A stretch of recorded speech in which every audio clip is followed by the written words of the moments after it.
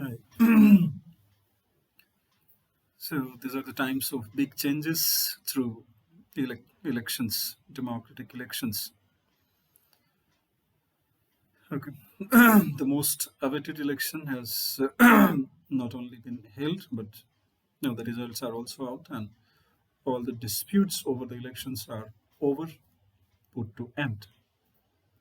So the people world over have started giving their instant reactions, which are mostly in the form of celebrating or hating. That is all uh, in the form of or in the nature of headline consumption. That's headline consumption. We need to go beyond the headlines to make proper meaning out of it. So let us try to make meaning of this US election, in which now the new president elect is there waiting for inauguration on 20th January 2021. So all the disputes are over now. The president elect is almost indisputable. There may be litigations going on in Supreme Court of US, but the results are clear. So beyond rhetorics, beyond triumphalism, what are the meanings of this election and the new president elect? So we all know that the foreign policy plays the central role in United States election.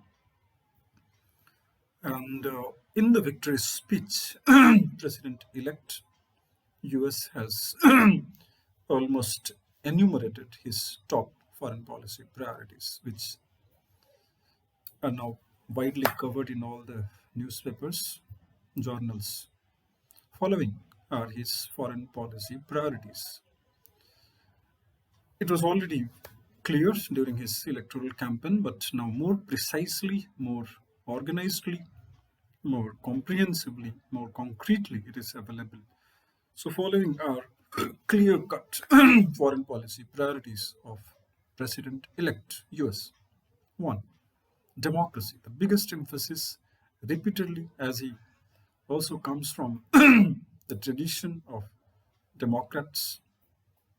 The biggest foreign policy agenda is democracy, restoration, revival, expansion, strengthening of democracy, first in US and then world over.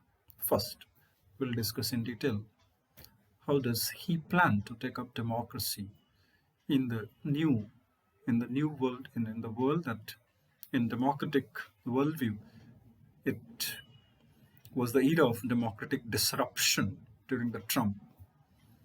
So democratic disruption for 4 year, 5 year, for 4 years in US and for uh, maybe more in other countries.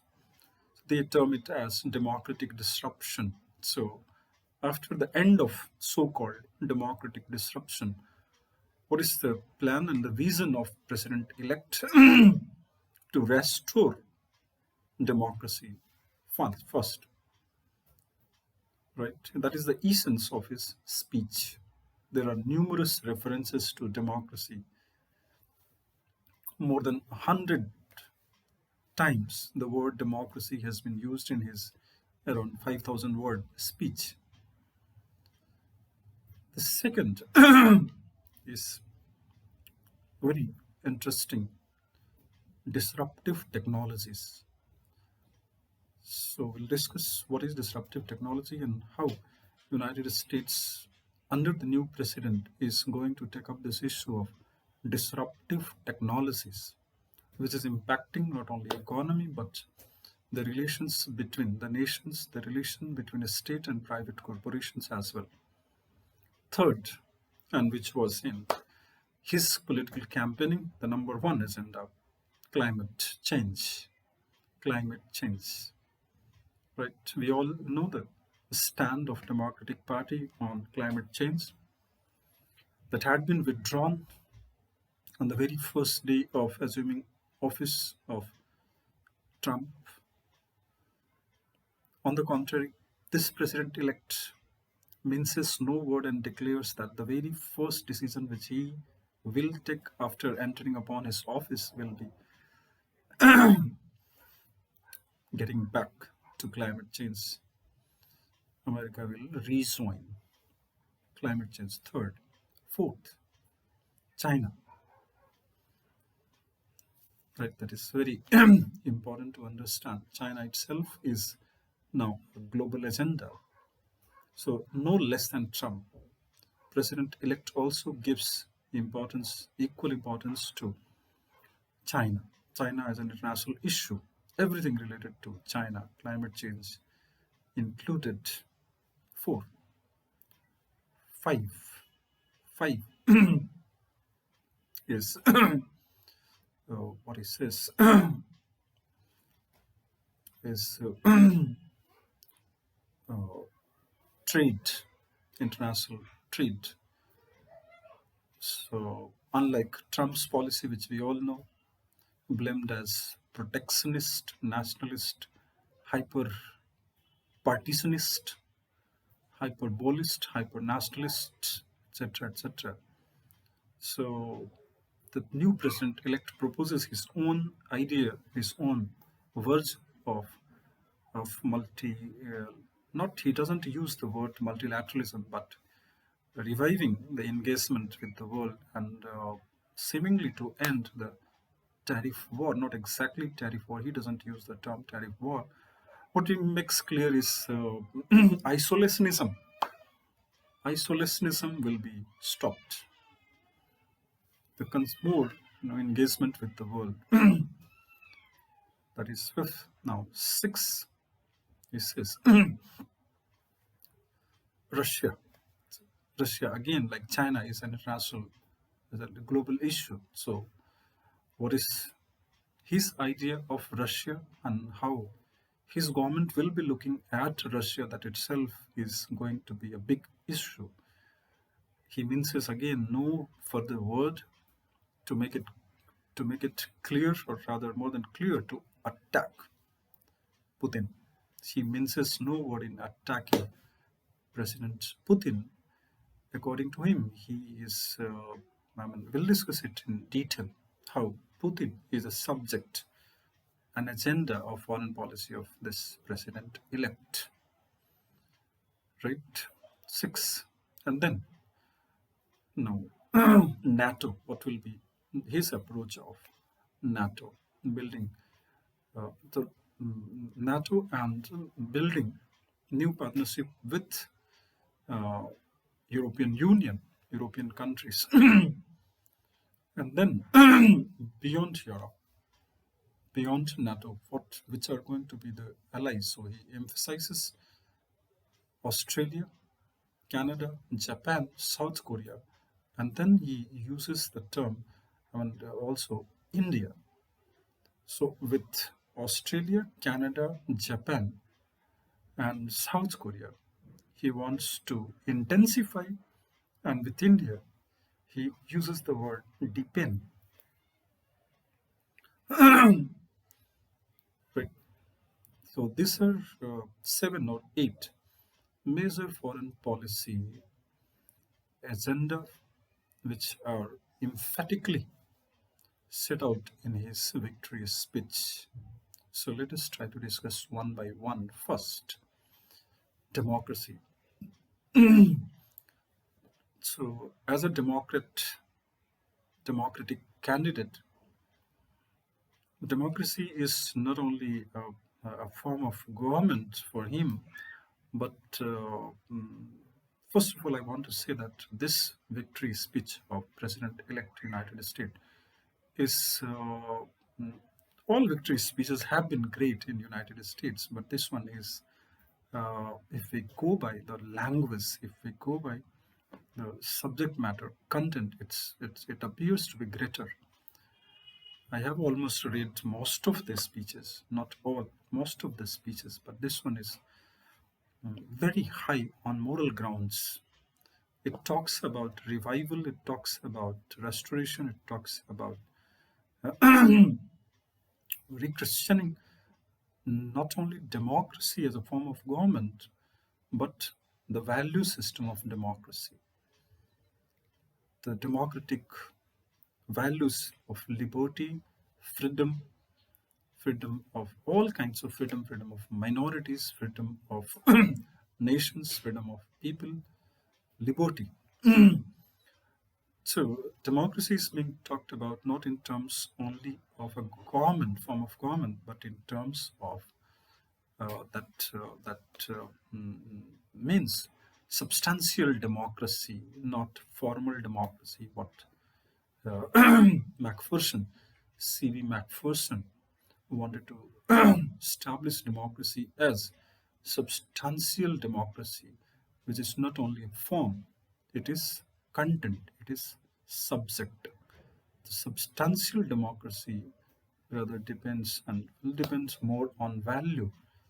So he attacks Donald Trump for disruption of democracy, not only in America, but the impact of which spread to other countries, not only countries, but the whole international order came to be based on illiberal values. So, President-elect talks not about democracy as a form of government, but the value behind democracy, which are liberalism. He refers to democracy under Trump as democracy based on illiberalism.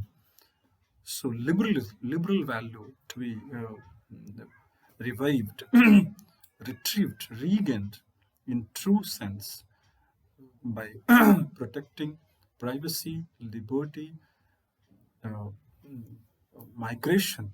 One of the key points in his address in his victory speech is on migrants. So he says, "I will. We will not. My government will not allow the migrants to die on international borders." So there's a lot of talk on democracy to be revived not only in the form of government but value, respecting migrants with all their due rights, spreading. So he says that once in office, I will call a meeting of international leaders and to call a summit on democracy, international summit on democracy. So he proposes to call international summit on democracy maybe in the very first month of his office. So we can expect by February, maximum by March, an international summit on democracy where the world leaders would be invited to participate in this international summit on democracy, where he would propose the plans for strengthening of democracy in the countries first where democracy is already there, but because of this uh, mm, short period of time, there have been a lot of democratic disruptions.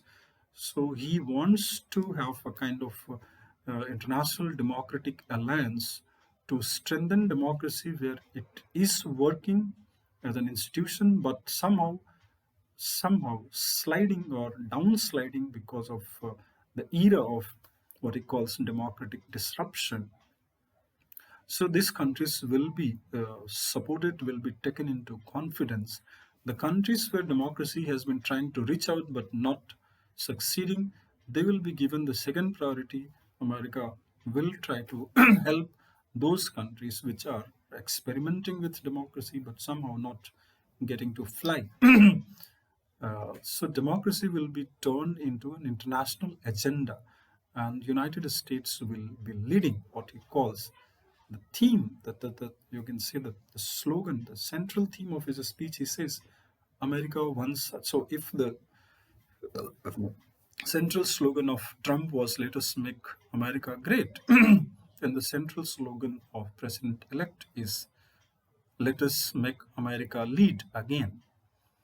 So America will lead again. And how America is supposed to lead, according to him, in his idea, is not by isolating itself from the world and not by picking up more and more conflicts with different categories of the countries. Uh, American allies, but by managing the conflicts and working upon consensus, working upon consensus, convergences, common interest, and managing the conflict. So instead of retaliating on conflicts, his government would emphasize the role of managing the conflict and working upon the convergences and consensus. So it means that his policy is going to be less conflictual, more cooperative. That doesn't mean that there will not be conflict. Yes, there will be conflict. Focus will be on management of conflict rather than responding to conflicts through retaliatory measures like Trump used to do. Although one great thing about Trump was that he never responded through military language.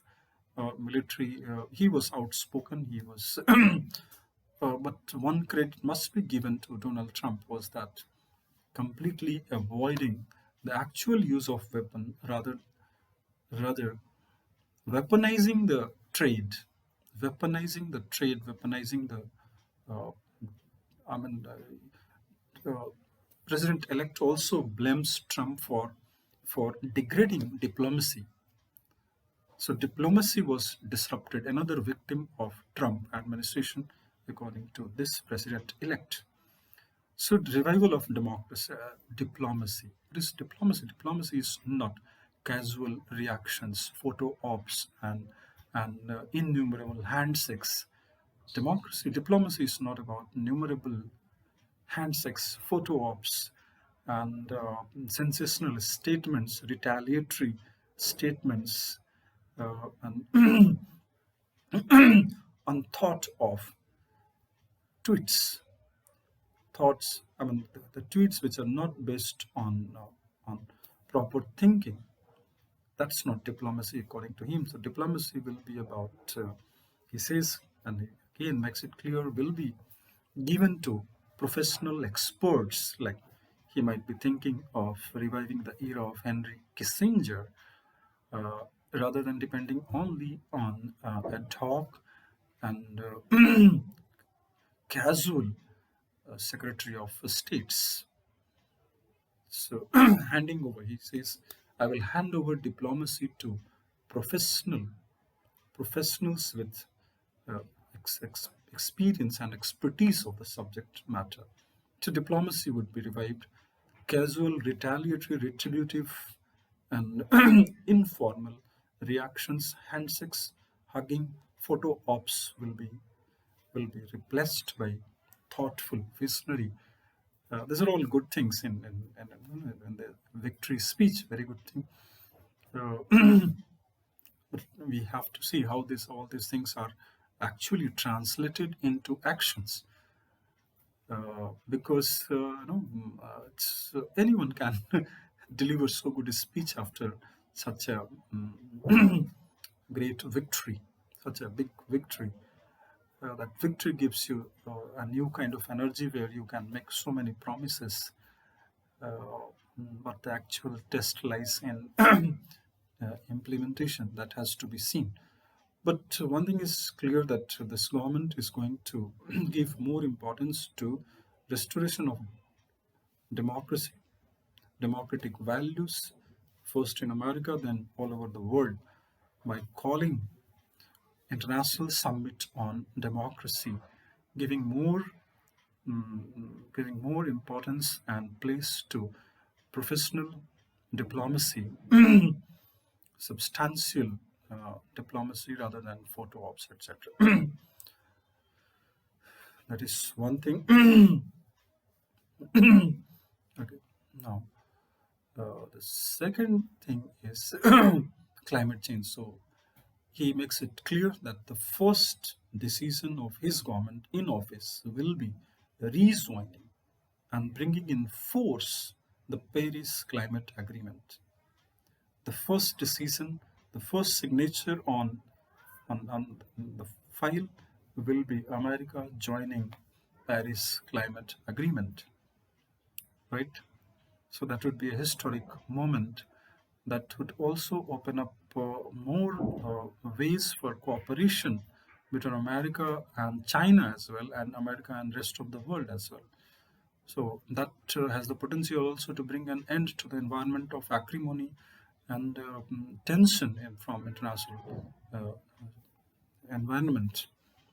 It will have huge impact. It will certainly bring an end to American isolationism, which has been practiced not only by Trump, or have been many Republican and Democrats, also Democrat president, who have from time to time been adopting the policy of isolationism.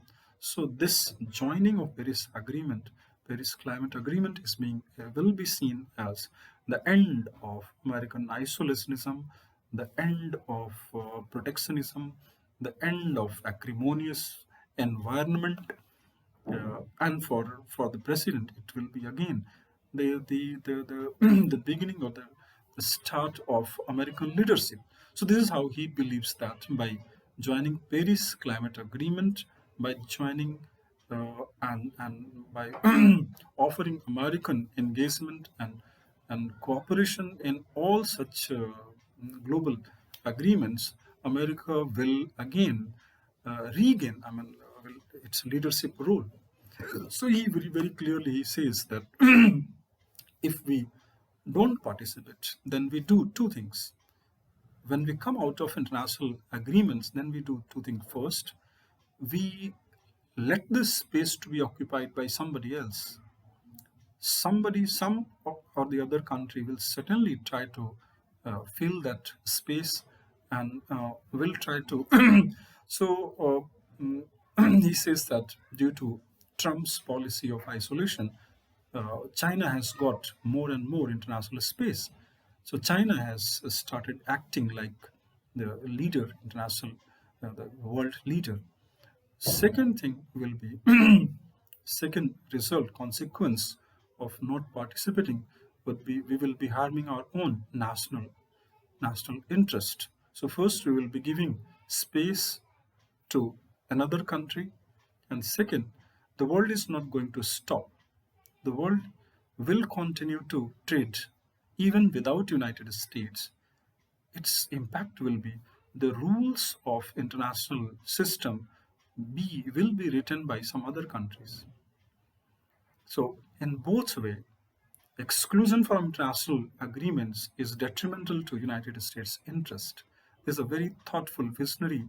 I mean, it has yet to be analyzed according to its consequences, but this is very thoughtful, visionary. The idea behind this is it appears to be very okay, but everything will depend on how is it implemented, what are the consequences of it. Ultimately, consequence. So the second most important decision agenda for him is climate, and it's not only about American climate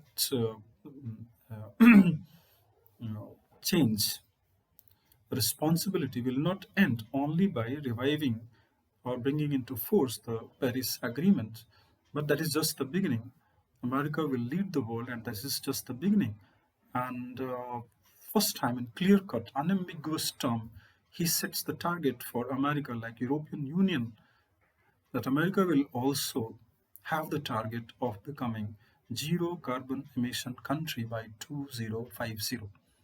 By 2050, America will also be zero carbon emission country and will be leading all the other climate change negotiations, climate change, whatever is needed for meeting the challenge of climate change. America will try to lead by participating in it rather by excluding from all such agreements. So, second, right? Third, he says China itself, the sequences may change. China itself is an agenda. So this is very interesting to know that his stand towards China is guided by American national interest rather than Democratic Party. He's equally he's equally concerned and aware of emergence of China as a threat. He says that China is trying to trying to take away the entire international agenda by doing two things. First, trying to expand, trying to build, replicate internationally its own political model. Means Chinese political model being aggressively replicated through Chinese money, through Chinese diplomacy, Chinese money all over the world. So by trying to replicate Chinese model, Chinese political model world over, one, the way India, the way US used to do in 20th century, expansion of democracy was an international agenda of American foreign policy, extension of democracy world over. So according to President-elect, China is trying to replicate its political model world over. That has to be stopped. That has to be stopped. He clearly says that has to be stopped. Second, what China is doing by investing aggressively and violently in future technologies. These two things these two things have to be managed by America. China cannot, I mean, United States cannot afford to be a second a second what you say great country in replicating Chinese and in allowing Chinese model to be replicated in other countries. Means democracy must be extended rather than Chinese model, and America must not be second to China in the investment in future technologies. America cannot afford to allow China to take a lead in investment in future technologies. And second, America cannot afford the Chinese political model to be replicated world over. He doesn't refer to US China conflict in South China Sea, but his perception of China is different. That is, China is doing much bigger things than taking South China Sea aggressively, and that these are Belt and Road Initiative is nothing but extension of Chinese political model, Chinese political economic model, and second, investment in future technology, that is reference to indirectly reference to in the Chinese leadership of 5G and trying to make the world dependent on 5G supplied by China. Okay, so he mentions again no words in highlighting how China poses threat to United States and how China has to be taken. But the difference between Trump and this president-elect is that instead of using retaliatory language, he says that there is also the space for cooperation with China. So he doesn't end at taking on China. He creates the space for cooperation with China. But conflict management, yes, there are other issues. There are issues over which America has disagreement, conflict with China. But there is also the space for cooperation with China.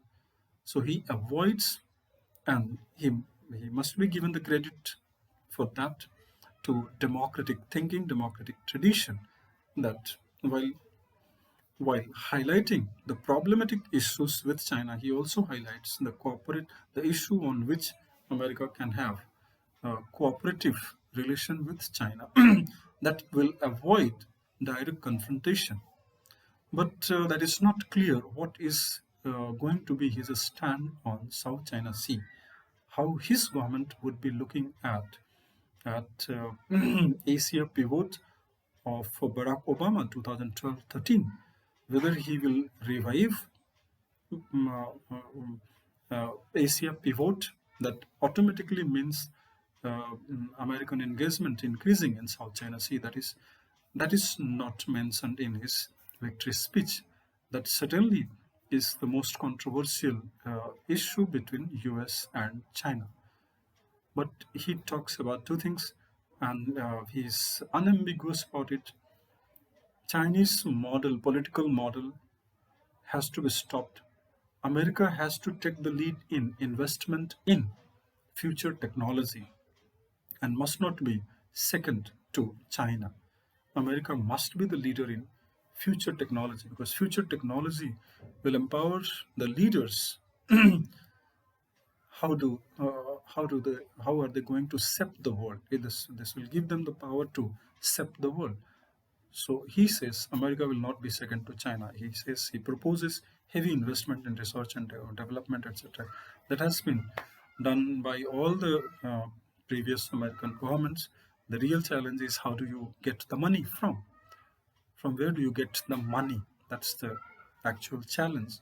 Research and development, okay, that's your political electoral agenda. You want to invest more, but where the money will come from, that is the real challenge. That will come from increasing GDP. But how the GDP is going to increase, that is the real challenge. Trump was trying directly hitting on increasing the GDP, and the Trump era had one of the highest GDP growth rate. That has to be seen. When you take up so much of international obligations, responsibility, then that has to be seen. How does it translate into economics? So idealism has always been good, isn't it? It has always been good, but idealist government faltered apart. Who doesn't want? Who will not wish to be idealist if it adds to your economic numbers? Idealism would have been the most popular the popular agenda had it translated into good economics. The problem is that it fails in economics. So the challenge is, how do you get investment in research and development if your GDP is not growing, if you are going to take up so many? Okay, that we'll discuss separately. So China. So this is his agenda on China. He clearly defines the scope of relation between US and China, and he is not completely idealistic about China. He understands in his own democratic understanding uh, mm, the conflict, the scope of conflict with China, and that is, he's very clear. Chinese political model will not be allowed. And second, America has to take, means Chinese leadership in technology will not be allowed. Its implication is that America as a country will be stopping technological cooperation where Chinese companies can duplicate, can thieve, can steal the American technologies. Right. Then fourth agenda in his foreign policy is uh, disruptive technology. I forgot, that was second most important. Disruptive technology. Disruptive technology refers actually to the technology which brings an end to the existing mode of production. So these technologies have always been there, but in our time, this technology referred to artificial intelligence, machine learning, all these information technologies which are going to disrupt the existing economic model, existing mode of production, mode of uh, distribution, mode of consumption. So we all know these technologies are mainly augmented reality, this virtual reality, artificial intelligence. What is the problem? The problem is that these technologies can be used, or rather misused, by both private corporations as well as the partners. I mean, the state. The state means the government, the private corporations which are which are creating these technologies, and the governments with whom they are collaborating, their nexus, the nexus between private corporations owning, possessing, controlling the circulation, the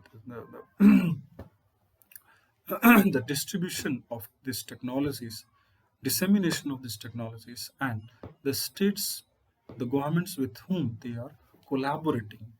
This can give birth to, as I have said in many previous videos, this can give birth to surveillance state. So Joe Biden is very clear. He says that disruptive technologies will be allowed to develop, but in a manner that they are guided by the rules, the laws of the state, rather than secretly being misused by their builders, their makers, their owners, and the respective government to create a surveillance state leading to loss of privacy, liberty, and more control in the hands of the state on the lives of the people. So he is talking very big thing.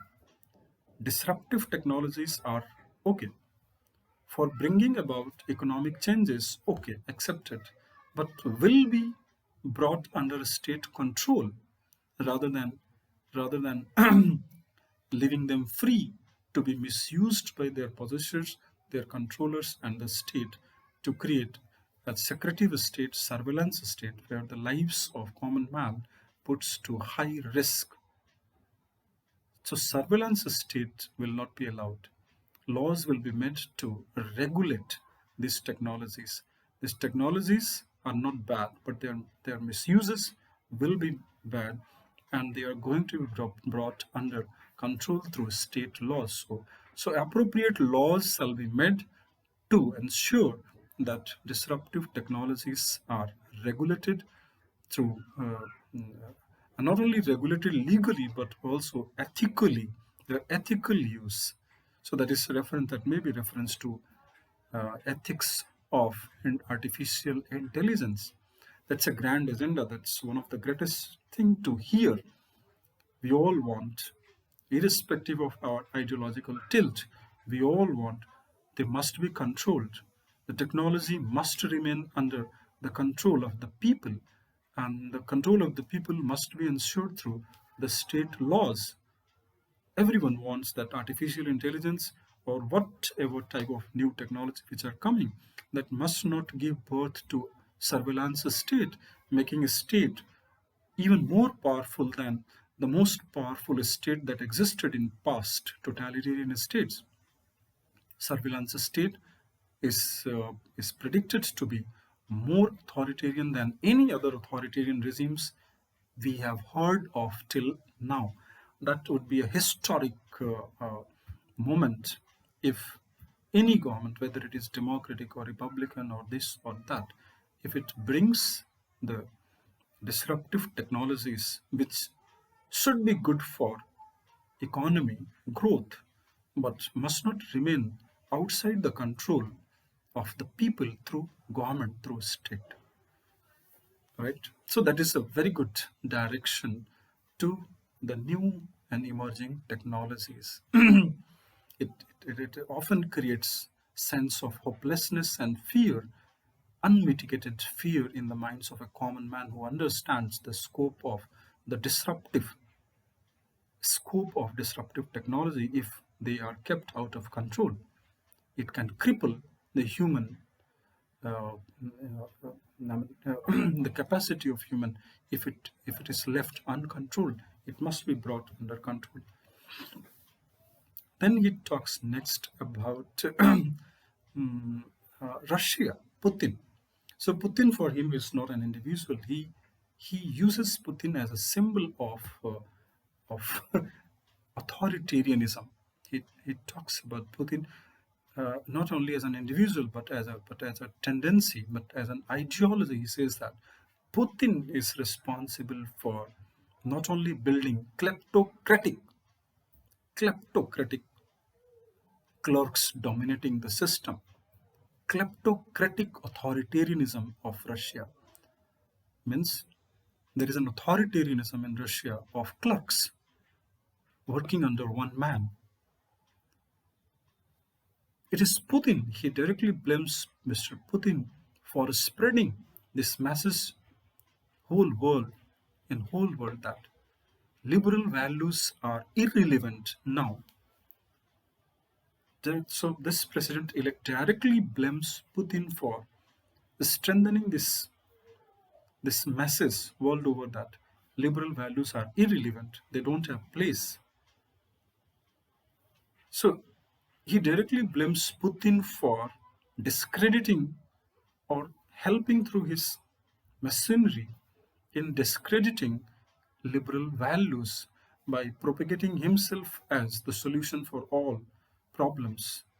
So he not only builds an individual centric system in Russia, but he also sends the message, and that quite matches with Chinese model, that liberal values are problems. Liberal values, democracy is not is not working. It cannot solve the problems. Democracy creates the problem, perpetuates the problem. So he says that this man, this person, Putin, has to be thrown out of power. He doesn't clearly says this in his speech, but that is the indication. So strengthening democracy would also imply taking democracy to Russia, bringing an end to kleptocratic authoritarianism of Putin that degrades, devalues, downgrades, relegates the values of democracy, and allows Mr. Putin to defame liberalism, liberal values, by propagating to his partners in Middle East mainly and to other countries. He also tries to hint to at India also that it is because of Putin that India also has come under some impression that the rule of one man is the most relevant thing for our time. So instead of Trump, he blames more Putin. He wants to say that even Trump has has been using this kind of language more under under the influence of Vladimir Putin. So he says that Russia has to be liberated. Russian kleptocratic authoritarianism has to be brought to an end. Otherwise, Russia could be the number one surveillance state, right? But he also says that wherever there is a scope for cooperation with Russia, like China, United States will certainly. So he makes it clear that in February 2021, when the START, Strategic Arms Reduction Treaty, that has been in place since the time of Ronald Reagan and Brezhnev, that will be, he says that I will certainly go for renewal of a START treaty with Russia. I will not allow Russia to get the space for intensifying nuclear race. Once again, denuclearization or disarmament or nuclear issue is also one of the key agenda of President-elect. So he says that I will try to find out the space for cooperation with Russia, also mainly in the field of nuclear race, right? Related to nuclear race, he also highlights one more issue that he makes it clear that America, under his leadership, will keep nuclear issue only as an issue of only as an issue of what you say deterrence. It's not for offense first, and second as a retaliatory measure. So it means it amounts to no first use. Right. So he makes it clear. Nuclear issue I will discuss separately. Related to it is again the issue of Iran. How does he look at Iran and North Korea? Right. Then next he talks about. Let us discuss the issue of Iran. He says that again uh, he doesn't glorify Iran as a country. He neither sounds or wants to sound aggressive on Iran. So neither too soft nor too hard on Iran. The issue, the approach, he wants to make it more democratic. And he says two things. One, this nuclear deal with Iran, which was signed off by Trump, will be revived. Right? So joint cooperation on partnership agreement with Iran, which allows US-Iran nuclear deal, will be revived.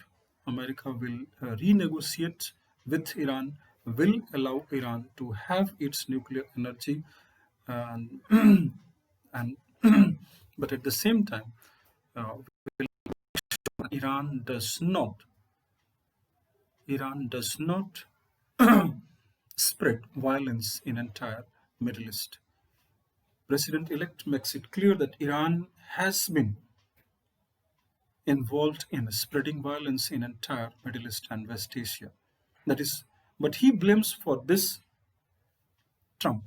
It is because of Donald Trump's policy that Iran, fallen out of American influence, has been searching for its own leadership space in Middle East, exporting violence in Yemen, in Syria, in other Middle Eastern countries.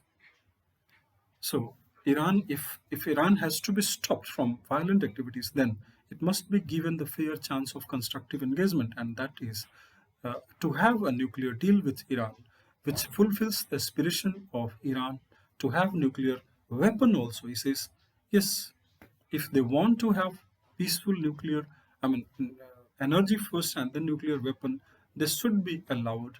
But at the same time, we will monitor and supervise that Iran does not involve in traditional violences. It is because of Donald Trump's policy, fallen out of American influence, that Iran has been looking for regional expansion that leads to conflict between Saudi Arabia and Iran. Right? So again, relation based on cooperation and conflict management and cooperation with Iran. Third, so far as Saudi Arabia is concerned, he makes it clear two things. America is not going to support Saudi Arabian war in Yemen. So he says that immediately after assuming office, one thing, second most important decision I'm going to take, that is withdrawing NATO forces, that is pulling out American soldiers from Yemen. America will not fight Saudi Arabian war in Yemen. Right. Now, third, related to North Korea, he again says that instead of uh, instead of what aggressive approach towards North Korea, I will try to follow a policy in which North Korea voluntarily gives up its nuclearization, but the details of which is not clear. How that again will require some economic package, some more concession from United States to North Korea. How is it going to happen? That is another subject to be watched out. Okay. Then next he says that we will build a partnership with two types of countries. First, are permanent allies like NATO countries, mostly from European Union. So he blames Trump for giving the message that by pursuing exclusionary and isolationist policy, Trump created in European Union a rival. He distanced United States from European Union, and according to experts, he is best Atlanticist, means the one who believes in Atlanticism, means deeper cooperation engagement with Atlantic, that is Europe. Some experts have also said that he is very proud of his, and he is very nostalgic about his own Irish means from Ireland, Irish heritage. So as a migrant, fourth generation ago, five generation ago from Ireland, he is a great Atlanticist and wants to renew, rebuild Atlanticism and great cooperation with European Union countries, taking them into confidence mainly through reducing the burden of NATO. He also believes that the NATO countries must share the burden, financial burden of NATO, but at the same time, American approach will not be coercive rather than cooperative. Trump was blunt in all his expression. He used to often say that NATO is not, I mean, America is not going to fund the NATO. The European countries must share their own burden. It means that he is going to tone down Donald Trump's language, but how actually, again, it translates into economics, that has to be seen. There is an economics, means America will have to share more responsibility in NATO. America will have to make more concession to European Union. How actually America under this president is is ready to give more concessions to which all such concessions have an economic value. That is the real problem. All such talks have an economic value. How those economic values are managed in the form of how they are conceded by America, that has to be seen. It's as I said, and everyone knows it's always good to speak and sound idealistic. The world loves it. Everyone loves it, but there is a price. There is an economic cost. How does that economic cost shape influence, and how that economic cost is managed? That's the real challenge we have to see. He also emphasizes the new partnership with Australia, Japan, South Korea, Canada, and then he says that we will work for deepening our relationship with India, with India. The details are not given in what that must be in the context of democracy. So this is the new president-elects of United States foreign policy agenda. Now, what people who are headline consumers, what they are making out of it, they are thinking that that this president is their own president who is going to give them I don't know what uh, is going to create an altogether new world. But the now problem is that they think that that he is going to bring an altogether new world based on democracy, and democracy will give space to all. Uh, all problems will be solved, etc., etc. But let us not forget, it's very good. It has always been good to talk on democratic values. But why do these democratic values fail? Is somebody or individually is somebody individually responsible for de-romanticization or of democratic values? Why democracy as a value system is quite idealistic.